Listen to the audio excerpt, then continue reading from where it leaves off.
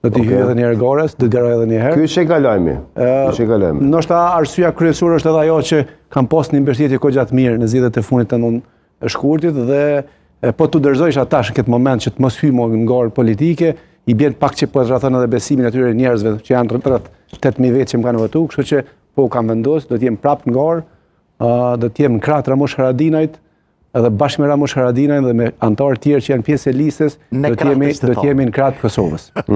Pse? Slogani ishte i tij. Pse vendoset bashkangjitë? Po vetëm për shkak besimit apo? Jo, vetëm që ke marrë në zgjedhjet e fundit apo? Jo, pa arsyen kryesore, domethënë në politikë nuk e shoh profesion. Domethënë kam profesione. Domethënë ja kam dy profesione që mundem me vazhdu me jetu, me mbijetu. Domethënë politikën e shoh pasion edhe mision. Për vetë faktin që konsideroj që munda me dhon diçka Parlamentit të Kosovës, munda me dhon diçka Kosovës nga vetja ime, kam vendosur që të jem pjesë e Gorës, pra dhe ta realizoj atë misionin tim kryesor që kam, që janë disa fusha që mendoj që munda me ndiku edhe me përmirësu jetën e qytetarëve të Kosovës, që kjo është arsyeja. Po, ta potencoj një qëndrim si një drejtues i një emisioni edhe si gazetar shumë vjeçar. Unë besoj që asnjëherë nuk jam paragjykues në raport me ata cilët i kyçën direkt jetës politike dhe jam suportues i atyre cilët natyrisht mund të kontribuojnë, mund ta bëjnë spektrin politik, subjektin politik përkatës më të mirë sa që është, mund ta pasurojnë me vlera më të mëdha. Dhe në këtë drejtim unë jam 100% i sigurt që Ardhën Demahasaj është një vlerë e jashtëzakonshme, edhe do t'i bënte nder, edhe do t'a bënte Kuvendin e Kosovës, subjektin politik, Aleanca për Armërinë e Kosovës, një subjekt shumë më të fortë, më përfaqësues, më të dinjitetshëm, më respektues, më intelektual edhe më të guximshëm në rrafshin e shoqërisë civile, po që se natyrisht kjo do kolonizohej deri në fund që Demahasaj të jetë deputet i këtij subjekti politik. Edhe apeli im në këtë momente, më fal që po dal jashta rolit tim për cilin unë kam një kujdes shumë të veçantë, është që figura si Demahasaj të gjejnë mbështetje nga strukturat. Edhe këtu besoj i bashkohemi të gjithë. Nuk kemi dilema, apo jo? Patjetër, sa i bashkohemi të gjithë. Kështu që Demahasaj po ta uroj. Faleminderit shumë. Dëshiroj suksese.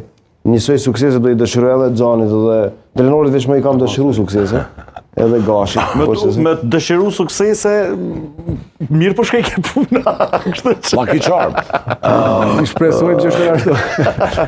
Edhe unë i bashkohem këtë asaj. Faleminderit Krishterë shumë, faleminderit për fjalët, faleminderit gjithashtu edhe për mundësinë dhe hapësirën që ma keni dhënë në Kanal 10 me qenë pjesë edhe analizës politike, edhe po ashtu faleminderit edhe për përkrajen tash për ngorën. Kjo do të jetë absolutisht do të jetë e vazhdueshme, dhe në këtë drejtim nuk kemi dilema, Gash.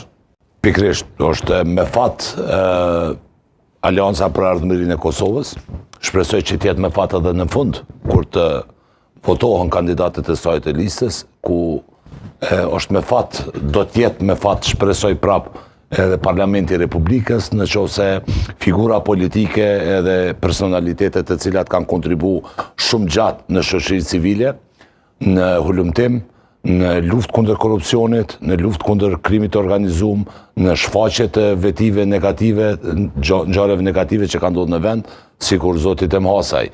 Unë me zotin Demahasaj kam pas kënaqësinë debatoj këto pak muaj, dhe natyrisht që po që se mban këtë tempo dhe këtë ritëm të argumentimit, pa ngjyrosje shumë politike, po me ma shumë, kështu që ka pas edhe në studio në Kanal 10, në politika me ngjyrosje parimore, mendoj që është një arritje e madhe, jo vetëm për Aleancën, si vlerë e shtuar Demahasaj në to, por është vlerë e shtuar edhe për demokracinë në Kosovë, jashtë klisheve, që është për një me.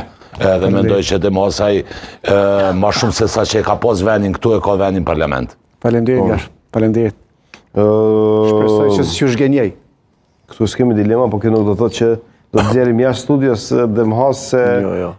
Këtu kjo është studio me studio politikës, që ata që janë direkt edhe indirekt marrin pjesë në vazhdimsi, edhe kështu që Mos u kështu shqetësoni